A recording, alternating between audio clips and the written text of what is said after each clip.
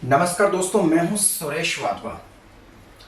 Trust चलाने से पहले, ट्रस्ट बनाने से पहले आपको इनकम टैक्स एक्ट के बहुत ही टेक्निकल प्रोविजंस, टैक्स एग्जम्पशन से रिलेटेड प्रोविजंस को समझना होगा।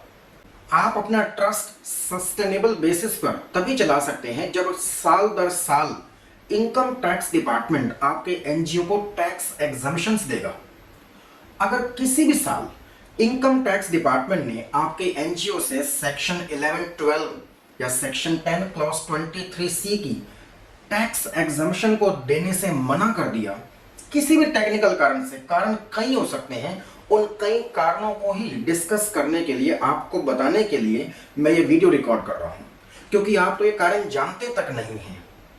तो ट्रस्ट चैरिटेबल इंस्टीट्यूशन चलाने से पहले आपको जानना होगा कि ट्रस्ट को, चैरिटेबल इंस्टीट्यूशन को, आपके एनजीओ को सस्टेनेबल बेसिस पे चलाने के लिए अपनी टैक्स एग्जम्पशंस कैसे बनाए रखें। सेक्शन 11, 12, सेक्शन 13 और सेक्शन 80G जो बेसिक ऑब्जेक्टिव्स हैं, जो बेसिक कोड है ट्रस्ट चैरिटेबल इंस्टीट्यूशन का, इसकी आपको गहराई से जानकारी होनी चाहिए। Income tax act trust, societies, charitable institutions के लिए बहुत ज़्यादा इसके जो प्रोविजंस है बहुत हार्श हो चुके हैं। ये प्रॉफिट मेकिंग कमर्शियल एंटिटी से भी ज़्यादा हार्श हो चुके हैं। मैं अपनी बात को साबित करने के लिए दो फैक्ट्स आपके सामने रखूंगा। नंबर एक, सबसे पहले एक एग्जाम्पल लेते हैं। इस एग्जाम्पल में आप मेरे साथ बने रहेंगे क्योंकि एग्जाम्पल टेक्निकल है। आज का वीडियो भी बहुत कंट्रोवर्शियल है, आप इसे एक्सेप्ट करेंगे इस बात को। सो एक एग्जांपल लेते हैं। एक तरफ कंपनी ए है, प्रॉफिट मेकिंग कंपनी, इसके टर्नओवर है 10 करोड़ रुपए, इसके खर्चे हैं 9 करोड़ रुपए, इसको नेट प्रॉफिट हुआ है 31 मार्च 2022 को खत्म हुए फाइनेंशियल ईयर के लिए इसका नेट प्रॉफिट है 1 करोड़ रुपए। और दूसरी तरफ ट्रस्ट बी है, 31 मार्च 2022 को खत्म हुए फाइनेंशियल ईयर के लिए, यानी कि असेसमेंट ईयर 2022-23 के लिए ट्रस्ट बी को 10 करोड़ रुपए की ग्रॉस रिसिप्ट्स मिली हैं, जिसमें डोनेशंस हैं, वॉलंटरी कॉन्ट्रीब्यूशंस हैं, CSR ग्रांट्स हैं, बाकी रिसिप्ट्स हैं। तो ट्रस्ट बी की भी ग्रॉस रिसिप्ट्स 10 करोड़ रुपए हैं, जिसमें से 9 करोड़ रुपए ट्रस्ट बी ने अपने मेन ऑब्जेक्ट्स को परस्यू करने में खर्च कर दिया है। बाकी इसके पास बचे 1 करोड़ रुपए। कंपनी ए 1 करोड़ रुपए का net profit, trust a 1 crore रुपए की सरप्लस। अब इन दोनों एंटिटीज ने 31 मार्च 2022 को खत्म हुए फाइनेंशियल ईयर के लिए, यानी कि असेसमेंट ईयर 2022-23 के लिए अपनी टैक्स रिटर्न नहीं भरी। तो इसके क्या इफेक्ट्स हो सकते हैं, इसकी आप जरा तुलना कीजिए तो आपको पता चलेगा कि ट्रस्ट चैरिटेबल इंस्टीट्यूशंस के लिए कितने ज्यादा कठोर, कितने ज्यादा क्रूअल हैं इनकम टैक्स एक्ट के प्रोविजन। कंपनी ए ने, जिसका 1 करोड़ रुपए का प्रॉफिट आया है, यदि आज इससे कहा जाए कि आप अपनी टैक्स रिटर्न आज भरिए, इसकी आखिरी तारीख टैक्स रिटर्न भरने की 31 दिसंबर 2022 थी। आज company A section 139 clause 8A के तहत एक अपडेटेड रिटर्न भरेगी। अपडेटेड रिटर्न में आपसे कुछ एडिशनल टैक्स लायबिलिटी भी ली जाती है। तो कंपनी ए, जिसने पिछले साल अपनी टैक्स रिटर्न फाइल नहीं की, 1 करोड़ रुपए के नेट प्रॉफिट पर 22-25% के corporate tax rate plus interest plus additional tax liability, इन सब को हम मिला दें तो कंपनी ए को आज 35 लाख रुपए अपनी टैक्स लायबिलिटी पे करनी पड़ सकती है। On the other hand trust B ने अपनी टैक्स रिटर्न में दोनों ही एंटिटीज का जो डिफॉल्ट है, डिफेक्ट है, ऑफेंस है, एब्सोल्युटली सेम है। लेकिन ट्रस्ट बी में आप देखिए, ट्रस्ट बी में, क्योंकि ट्रस्ट बी में भी रिटर्न नहीं भरी, तो 31 मार्च 2022 को खत्म हुए फाइनेंशियल ईयर के लिए ट्रस्ट बी को सेक्शन 11, 12 की एग्जम्पशन अब नहीं दी जा सकती। अपडेटेड रिटर्न का बेनिफिट भी ट्रस्ट बी को नहीं दिया जा सकता है। अब होगा क्या, ट्रस्ट बी की ग्रोस रिसिप्ट्स हैं 10 करोड़ रुपए। सेक्शन 11-12 का बेनिफिट लेने के लिए इनकम टैक्स रिटर्न का भरना मोस्ट इंपॉर्टेंट है। ट्रस्ट बी ने कोई टैक्स रिटर्न फाइल नहीं की है। अब ट्रस्ट बी से कहा जाएगा अपने 10 करोड़ रुपए की ग्रोस रिसिप्ट्स का 30% टैक्स विद इंटरेस्ट पे कर दीजिए। तो मैं समझता हूं 10 करोड़ रुपए की ग्रोस रिसिप्ट्स का 30% tax with late filing fees interest वगैरह मिला के 3.5 करोड़ रुपए की टैक्स डिमांड आ जाएगी ट्रस्ट बी पर। जबकि ट्रस्ट बी को 10 करोड़ रुपए मिले थे, 9 करोड़ रुपए इसने अपने मेन ऑब्जेक्टिव्स पे खर्च कर दिया है, बाकी कुछ ऐसा सच बचा नहीं है। तो जब आपने 10 करोड़ रुपए में से 9 करोड़ खर्च कर दिए हैं तो 3.5 करोड़ रुपए की टैक्स लायबिलिटी आएगी कहां से? कहां से इसकी फाइनेंसिंग, कहां से पे करेंगे आप? इस बात पे आपको विचार करना होगा। अब मैं आपके सामने एक दूसरा प्रोविजन रखता हूं, इसी एग्जाम्पल के फैक्ट्स को बिल्कुल सेम बनाए रखेंगे। दूसरा प्रोविजन क्या है? कंपनी ए जिसके टर्नओवर 10 करोड़ रुपए है, इनकम टैक्स रूल्स के अनुसार, इनकम टैक्स एक्ट के अनुसार इसका अपना एक सेपरेट ऑडिट होता है जिसकी tax audit report form 3CD पर जाती है। ट्रस्ट का भी फॉर्म 10B पर इनकम टैक्स एक्ट के अनुसार ऑडिट होता है। कंपनी ए से कहा जा रहा है, कंपनी ए के टैक्स ऑडिटर को कहा जा रहा है कि आप 44 रिपोर्टिंग पॉइंट्स पे, 44 क्लोजेस पे अपनी रिपोर्ट दीजिए। ट्रस्ट बी जो कि एक नॉन प्रॉफिट मेकिंग एंटिटी है, जिसका ऑब्जेक्टिव प्रॉफिट कमाना कभी था ही नहीं, हमेशा समाज के लिए चैरिटी करना था, इससे कहा जा रहा है आप 49 पॉइंट्स पर अपनी रिपोर्टिंग देंगे।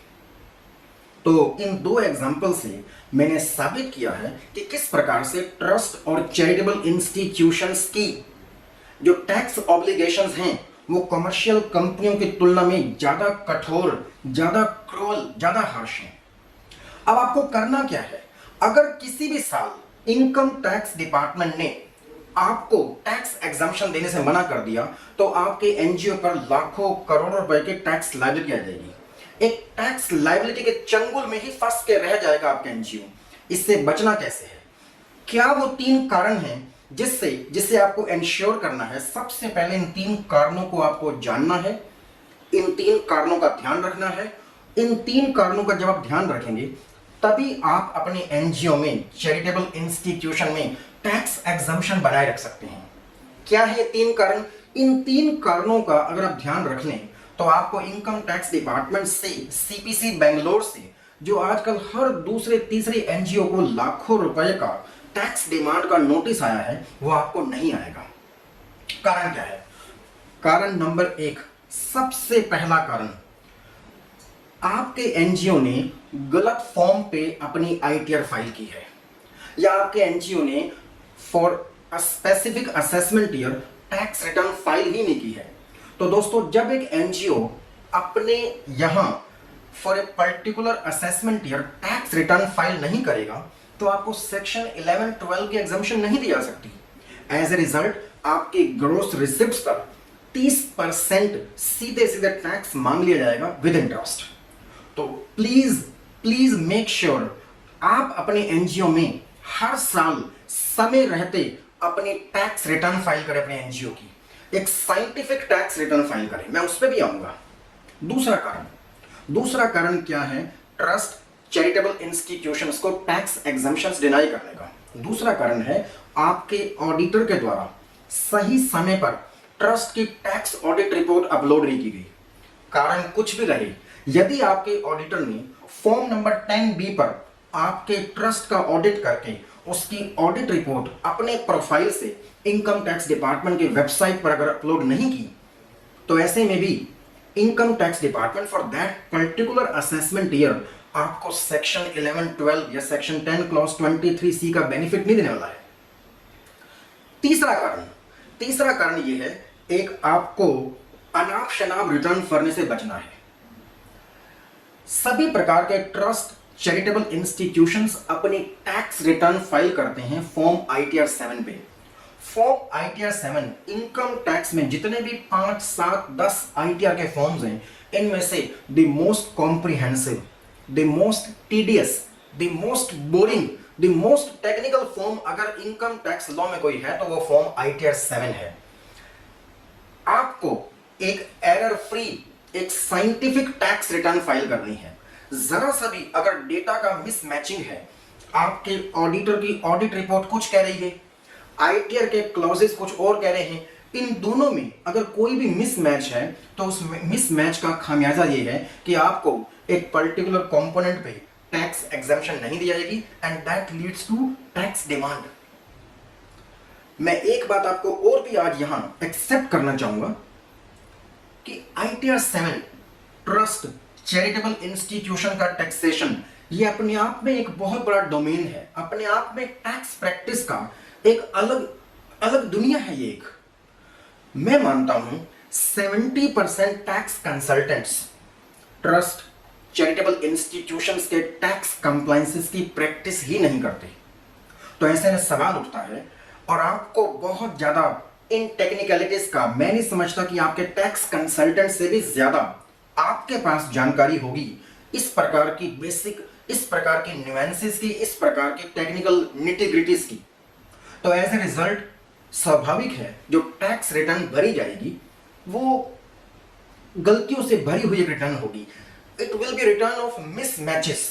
तो आपको ये इंश्योर करना है कि आप एक ऐसी टैक्स रिटर्न हर साल, अपनी टैक्स रिटर्न जो भी आप ITR 7 आपने बनाई है, आपके कंसल्टेंट ने बनाई है, इसको एक बोर्ड में डिस्कस किया जाए, इसको अप्रूव किया जाए, इसकी डेटा की जो सेंटिटी है उसे बार बार चेक किया जाए, सही समय पे अपने NGO की ITR फाइल करके सही समय पे एक एरर फ्री आप एक ITR जब फाइल करेंगे तो मैं समझता हूं इस प्रकार के अनवारंटेड, इस प्रकार के डिस्प्यूटेबल नोटिसेस जो CPC बेंगलोर से हर दूसरे NGOs को आ रहे हैं, इन्हीं 3 मुद्दों पे ही आ रहे हैं कि ITR टाइम पे फाइल नहीं की गई है, ऑडिट रिपोर्ट टाइम पे फाइल नहीं की गई है, फाइल की गई है तो गलत फाइल की गई है, ITR 7 में डेटा का मिसमैचेस है।